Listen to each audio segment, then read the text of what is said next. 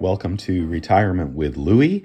I do these videos once a week on Sundays since the markets are closed. And hello, all you current and future retirees. I want to talk about an issue that we don't really talk about much when it comes to retirement, and that is your weight. Okay, I'm going to show you what I've been doing. This is a little bit personal, but what the hell? Let's go for it.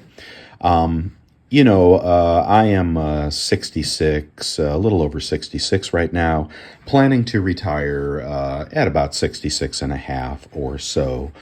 But I thought back a year or two ago, and I thought, man, do I want to carry all this weight into retirement? And I wasn't always heavy, but, over the last 15 years or so, well, I've had kind of an addiction to sweets and carbohydrates, cookies, so forth, just all that stuff that makes you feel good at the end of the day and helps you get ready for another day of work. And slowly but surely, my normal weight was about 220. I'm 6 feet tall. And slowly but surely, it got up to 265. That was my highest weight. That was about a year and a half ago. And as I was thinking about retirement, I thought, man, I don't want to carry this weight into retirement. When I go out the door at the end of the day, I want to be ready for the next adventure. Of course, my doctor told me I was heavy, and he said, oh, you got a portion control and blah, blah, blah, blah, blah, blah, blah. Of course, he was about, 160 pounds, obviously a runner or something. But a lot of us have injuries. My injuries are in my knee and a little bit in my back. It makes it very, very hard to exercise.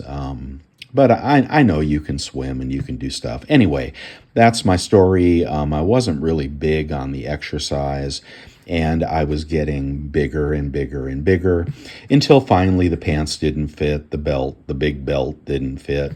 And I thought, I'm ready to do something. And it was the thought about retirement that got me to really take the next step.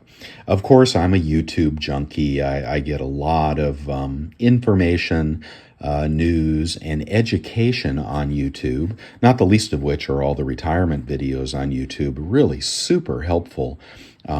Planning the technical aspects of retirement. It's like, how many buckets do you have, and what investments do you have, and when do you take Social Security, and on and on and on. And I consumed all that. In addition to that, I stumbled onto a channel called Dr. BERG. Okay, this is going to be my weight loss journey over the last year and a half using the keto diet. And I got to tell you, before I went on the keto diet, my cholesterol was increasing. I mean, my health was really deteriorating. The doctor said he wanted to put me on cholesterol meds. And I said, man, I've had low cholesterol my whole life. Why would it be spiking right now? And he said, well, Louie, you've never been 265 before. That was another wake-up call. So I want to show you my progression on this diet with the clips of the calendar. So this is, I recommend everybody put a calendar in your bathroom, put a scale in your bathroom. It's about a $40 investment. And track your weight every day. If you don't track it, then you lose track of it. All right, so I thought, time for me to do something. I stumbled across the Dr. BERG channel, who I think is an excellent nutritionalist. If you're having pains or aches or certain dilemmas, he has a lot of natural, holistic remedies. I am not a fan of pharmaceuticals, okay? I have avoided pharmaceuticals my entire life, and I'm really happy I did. Matter of fact, when I go to the doctor's office and, they tell me to go back for my physical, they say, tell the doctor you don't have a meds sheet, all right? And most people my age are taking multiple meds for multiple reasons. That has never been me, and I did not want to start. because I think a lot of the side effects of pharmaceuticals can be detrimental.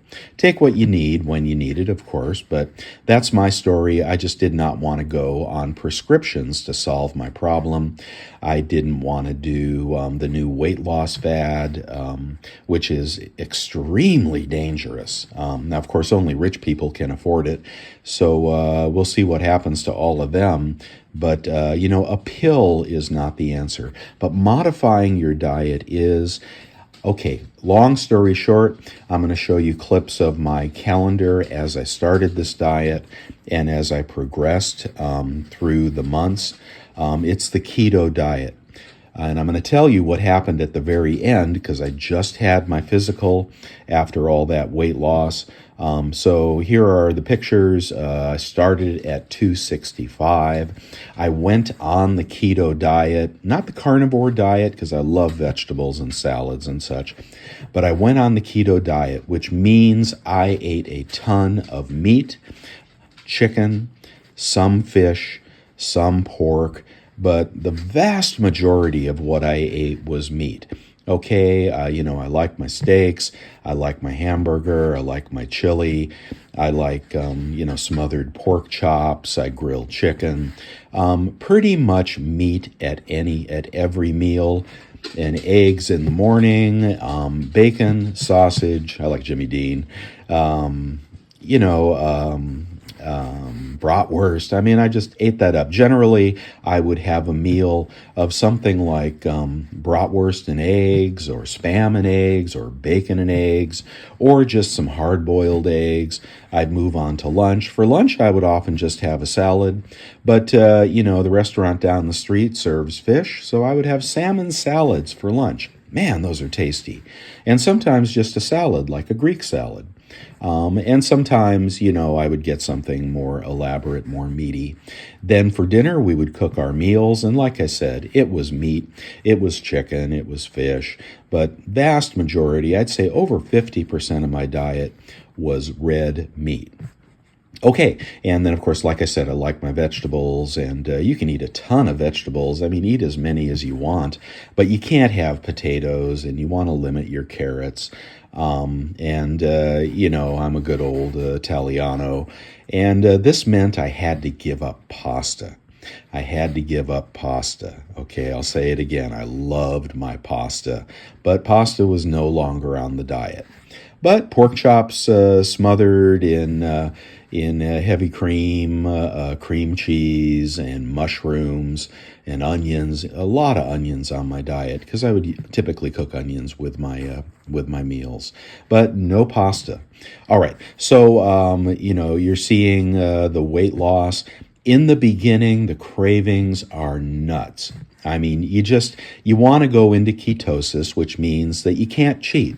If you're going to go on the keto diet and pretend that you're on the keto diet, but cheat throughout the day or throughout the week, have cheat days, etc., I just don't recommend that. I went pure keto, and it drove me crazy. I was looking for alternatives, trying to make pot pies with almond flour and brownies with, stevia and whatnot. And while that was interesting, messing around with all the alternatives, the low-carb alternatives, generally didn't work for me. Had nuts in the house. Anytime I had a big jar of nuts in the house, the weight loss stopped. When the nuts disappeared, the weight loss came back. Eventually, after a month or two, my cravings went away for the fake low-carb items. And it was, like I said, meat, chicken, fish, pork, and vegetables, as many vegetables as you want. Artichokes were very good. Ate a lot of broccoli, etc. All right, so now we're at the end of the story. I'm a little bit away from retirement. I'm back down to my fighting weight. That is about 215 right now. Love to lose another 15 pounds, but there's no more drama. I don't crave the carbs. I walk right by the cookies. I don't have stuffing at Thanksgiving. It's just all the things that I looked forward to. those things are in the past. Now I look forward to new things. One of them is being able to go in the swimming pool with my shirt off. Okay, I mean, it's like how much do you want to go swimming or do anything, with a big fat belly, right? But now I can go swimming, go on vacation, take my shirt off, get some sun. Also helpful, in for your health to get lots of vitamin D, lots of sun, go out for walks, etc. My knee pain has diminished. My back pain has diminished. I'm not having the kind of problems I had before. Everything is getting better and is better as a result of determination and the keto diet. So let me give you the upshot. Went back to my doctor. Of course, they were like, whoa, you're not on any meds. And I was like, yeah, I didn't want to do the meds, even though he recommended something for cholesterol about a year and a half ago. And he said, congratulations on the weight loss. And I said, thank you very much. I've been limiting my carbs. I didn't want to go into the whole keto thing with him. Got back my blood test. Okay, I want to tell you this. And all of the markers, every single marker was in the healthy zone. My cholesterol, my bad cholesterol dropped 50 points. Okay, back to where I was when I was much lighter in the past. My bad, as a result of eliminating carbs and sugar and sweets and so forth, and being on this keto diet, my cholesterol went down 50 points.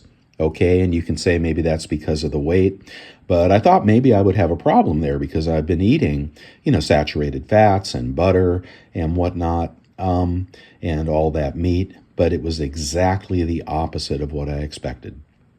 Okay, well, that's where I'm going to end it. That's my story, a little bit personal, but I'm really proud of what I've accomplished. I feel good, and I'm ready to go into retirement and start the second part of my life. And I'd like to know what you think about how you're going to handle your weight in retirement. It's a big deal. I know a lot of seniors that, just keep packing it on because it's you and that big shiny object in the kitchen called the refrigerator. And if you're like me and you love to cook, or even if you don't love to cook, you just love to eat and go out and so forth, this may seem like you'd be denying yourself something.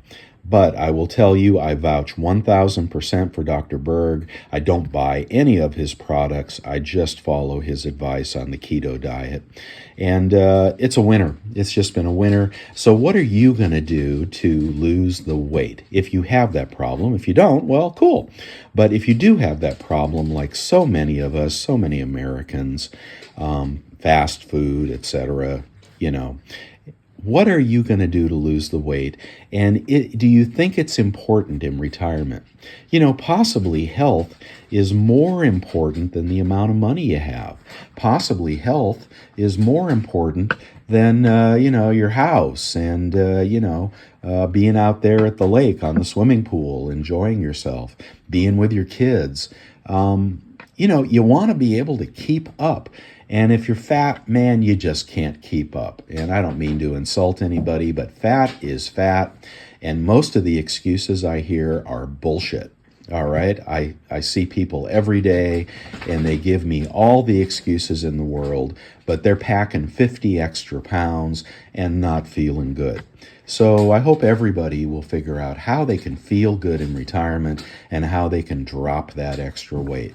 And here's one idea for you. What are your thoughts? Okay, guys, thanks so much. I appreciate it, and I'll be back next Sunday with more retirement information. Bye, guys.